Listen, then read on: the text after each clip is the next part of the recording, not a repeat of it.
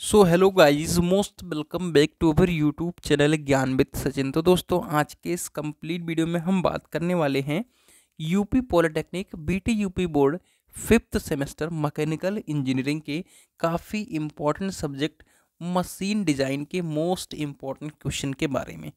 आप सभी इन क्वेश्चन के ऊपर जो मैं आप सभी के साथ आज के इस कंप्लीट वीडियो के माध्यम से शेयर करने वाला हूँ, अगर थोड़ा सा फोकस कर लेते हैं, चीज़ों को समझ लेते हैं, तो कहीं ना कहीं आप सभी के लिए काफ़ी इम्पोर्टेंट रहेगा, काफ़ी चांसेस रहेंगे कि आप अच्छे नंबर ला सको। तो चलिए आज के इस कंप्लीट वीडियो की शुरुआत करते हैं। लगभग 35 से 40 नंबर तक का स्कोर बहुत इजीली कर सकते हो। मैंने भी डिप्लोमा में आराम से 37-38 नंबर का स्कोर कर लिया था मशीन डिज़ाइन में, तो डेफिनेटली आप कर पाओगे। अब वो कैसे कर पाओगे, आज के इस कंप्लीट वीडियो के माध्यम से हम देखेंगे। तो चलिए आगे बढ़ते हैं और आप सभी के साथ हम शेयर करना चाहेंगे कि अगर आपने ज्ञानविद सचिन ऐप को नहीं डाउनलोड किया है तो डाउनलोड कर लीजिए, क्योंकि यहाँ पे आपको कट टू कट नोट्स मिलेंगे। कट टू कट नोट्स का मतलब कि कुछ एक्स्ट्रा चीज़ नहीं रहेगी, सिर्फ एग्जाम के पॉइंट ऑफ व्यू से जो चीज़ें होती है उसी को मैं देता हूँ। तो आप आराम से डेफिनेटली महत्वपूर्ण प्रश्न के नोट्स और पीवाईक्यू को प्राप्त कर सकते हैं। कुछ पीवाईक्यू अभी तक नहीं डाला हूँ, जो कि मैं आज के इस कंप्लीट वीडियो को ख़त्म करने के बाद ही पीवाईक्यू को मैं अपलोड कर दूंगा। तो चलिए आगे बढ़ते हैं और मशीन डिज़ाइन के हम चैप्टर वाइज इंपॉर्टेंट क्वेश्चन को आप सभी के साथ शेयर करेंगे। पहले मैं आप सभी के साथ यहाँ पे एक नोट पॉइंट लिख देता हूँ। अब उस नोट पॉइंट में क्या क्या मेंशन रहेगा, उस चीज़ को आज के इस कंप्लीट वीडियो के माध्यम से पहले आप लोग समझ लीजिए, फिर आज के इस कंप्लीट वीडियो को हम कंटिन्यू करेंगे।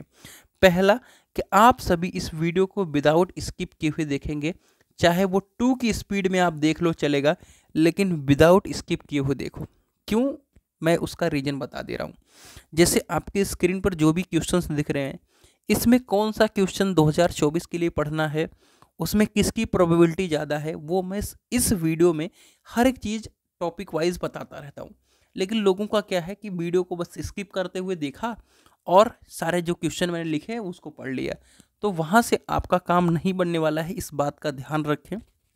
दूसरी बात कि मैं आज कमेंट देख रहा था, वैसे मैं कमेंट पे रिएक्शन थोड़ा कम करता हूँ, लेकिन देखता सारे कमेंट्स हूँ, तो उसमें यही था, एक बच्चे ने कि एनीवन बताओ कि जो बता रहे हैं इंपॉर्टेंट क्वेश्चन वो आता भी है कि सिर्फ इंपॉर्टेंट क्वेश्चन बता ही रहे हैं।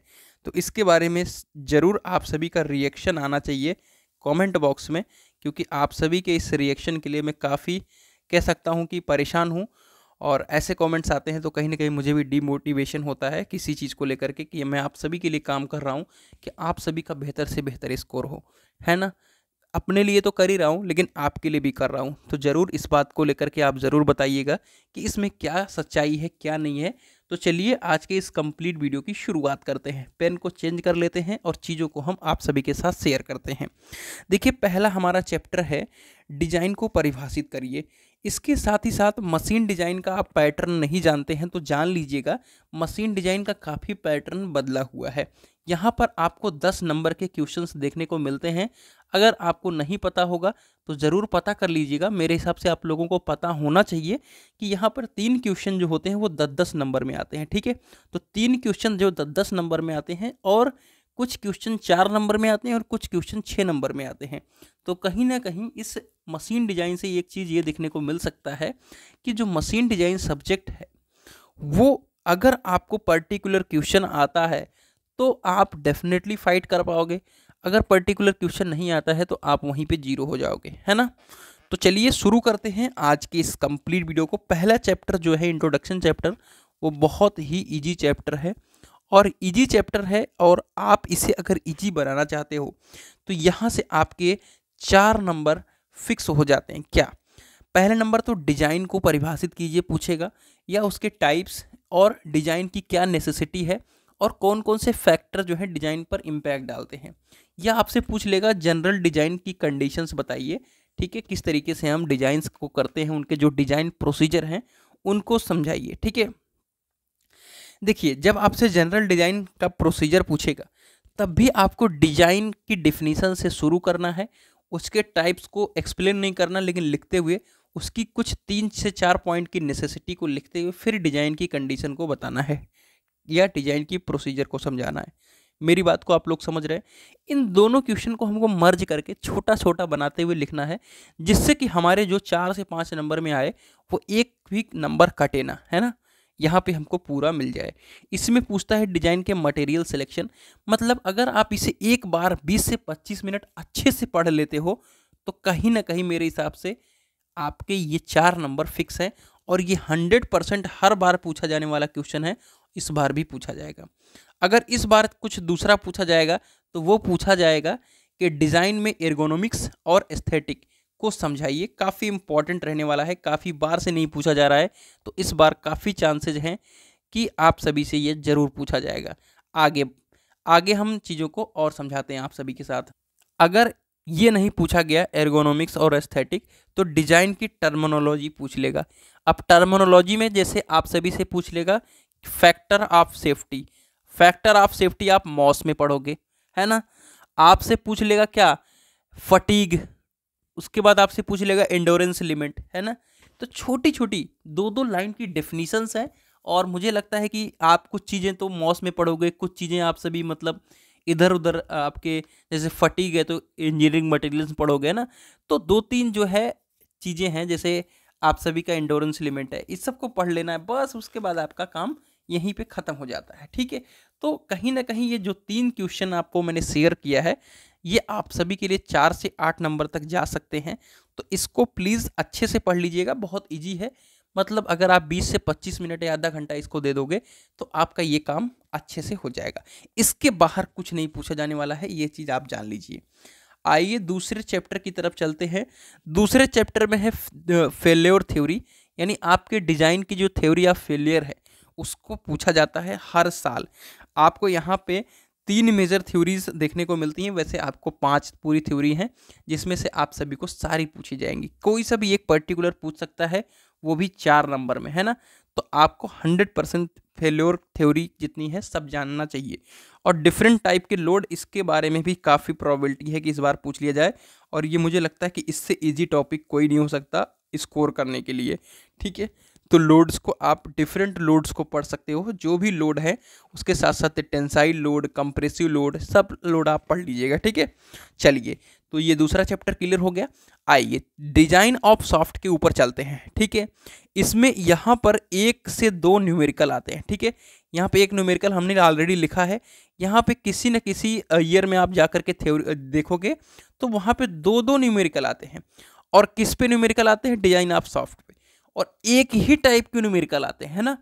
तो अगर आप अपने आप से खुद से प्रॉमिस करो, इस वीडियो को जब देख रहे हो खुद से प्रॉमिस करो, जिस दिन आपका एग्जाम है उसके दिन की ही बात कर रहा हूं, अगर आप खुद से प्रॉमिस करो कि मैं सिर्फ इस पे कितना घंटे दूंगा, 2 घंटे, तो 2 घंटे में ये न्यूमेरिकल आपका तैयार हो जाएगा, और मेरे हिसाब से 6 नंबर आपके 100% बन जाएंगे।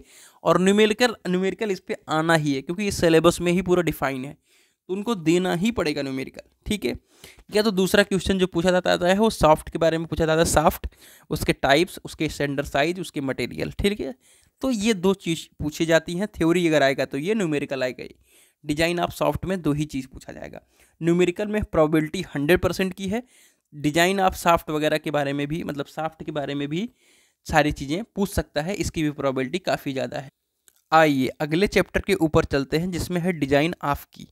इसमें 2 चीज़ पूछ सकता है, या तो की का फेल्योर पूछेगा, या तो की को परिभाषित करिए, यानी की को बताइए की क्या है, और उसके डिफरेंट टाइप्स पूछेगा, और उसके मटेरियल्स वगैरह के बारे में पूछेगा। तो आपके दोनों की प्रोबेबिलिटी ज़्यादा है, इसका भी 100% की प्रोबेबिलिटी है, और इसके लिए भी 100% की प्रोबेबिलिटी है, ठीक है। तो 2 ही चीज़ है, दोनों आप आराम से तैयार कर सकते हो। आइए चैप्टर नंबर 5 पे चलते हैं, डिजाइन ऑफ ज्वाइंट्स। नकल ज्वाइंट 100%, क्वार्टर ज्वाइंट 100%, यानी इन दोनों ज्वाइंट में से एक ज्वाइंट आना ही आना है, चाहे वो नकल चाहे क्वार्टर, आपके नसीब में है कोई सा भी, लेकिन 100% है, और ये 10 नंबर की शुरुआत यहीं से हो जाती है। डिजाइन ऑफ कपलिंग 101%, चाहे वो मफ कपलिंग पूछ ले, चाहे वो आपका फ्लेंज कपलिंग पूछ ले, और कितने में पूछेगा, 1×10, है ना। और ये भी आपका 1×10, यानी 20 नंबर यहाँ से आपके हो गए। आइए डिजाइन ऑफ स्क्रू जॉइंट पे चलते हैं। पावर स्क्रू में कोई सा भी एक डिजाइन पूछ लेगा 100%, ठीक है। अब वो कौन सा पूछेगा वो आपके नसीब के ऊपर है, चाहे वो पावर स्क्रू पूछ ले या स्क्रू जैक पूछ ले, ठीक है, स्क्रू क्लैंप पूछ ले। अगला है स्क्रू ज्वाइंट, उसके एडवांटेज और डिसएडवांटेज, इसको भी 4 नंबर में आप सभी के साथ शेयर कर सकता है, ठीक है। तो ये आपके 30 नंबर तो मोटा मोटा है। जो बच्चा अच्छा करना चाहता है मेरे हिसाब से डिजाइन में यही फॉलो करेगा। क्या, पहले चैप्टर नंबर 5 को उठा लेगा, नकल ज्वाइंट क्वार्टर ज्वाइंट के डिजाइन प्रोसीजर को पढ़ लेगा, फिर मफ कपलिंग के डिजाइन प्रोसीजर को और आपके फ्लेंज कपलिंग को पढ़ लेगा, 20 नंबर हो जाएगा। पावर स्क्रू में आप सभी के 3 हैं, ठीक है, जैसे कि मेरे हिसाब से स्क्रू जैक होगा, स्क्रू जैक है, आप सभी का क्लैंप है, स्क्रू जैक है, स्क्रू क्लैंप है और प्रेस स्क्रू है, ठीक है। तो इतना ही 3 चीज़ है। अगर 2 आप इसमें से कर लोगे तो प्रोबेबिलिटी है कि इसमें से ही फंस जाएगा। तो मेरे हिसाब से 30 नंबर पे इधर फोकस करेगा और उसके बाद किधर जाएगा, पहले चैप्टर को जो इजी है आधा घंटा उस पर देगा। 35 नंबर हो गया। अब उसका अगर मन करेगा तो की के बारे में पढ़ लेगा, क्योंकि की का प्रोबेबिलिटी थोड़ी कम है लेकिन थ्योरी ऑफ फेल्योर की ज़्यादा प्रोबेबिलिटी है, तो थ्योरी ऑफ फेल्योर पढ़ लेगा तो 40 नंबर उसके बन गए।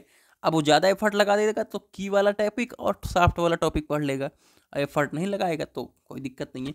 तो ये मेरे हिसाब से अगर ढंग से तुम 12 घंटे इस पर दे दो तो बहुत ईजिली से इसे कवर कर पाओगे। और 5th सेमेस्टर में अगर मैं कहूँ IMED, उसके बाद प्रोडक्शन मैनेजमेंट के बाद अगर कोई सब्जेक्ट सरल है तो वो डिजाइन का ही है। बस आपको इस पर काम करने की ज़रूरत है, थोड़ी सी प्रैक्टिस करने की ज़रूरत है और बहुत इजी रहेगा और बहुत कम सब टॉपिक है इसमें और अच्छा स्कोर करने का मौका है कम चीज़ों को लिख करके। तो चलिए आज के इस सेशन को यहीं पे ख़त्म करेंगे और मिलते हैं एक नई इन्फॉर्मेटिव वीडियो के साथ। तब तक के लिए bye bye, tata, take care, love you all.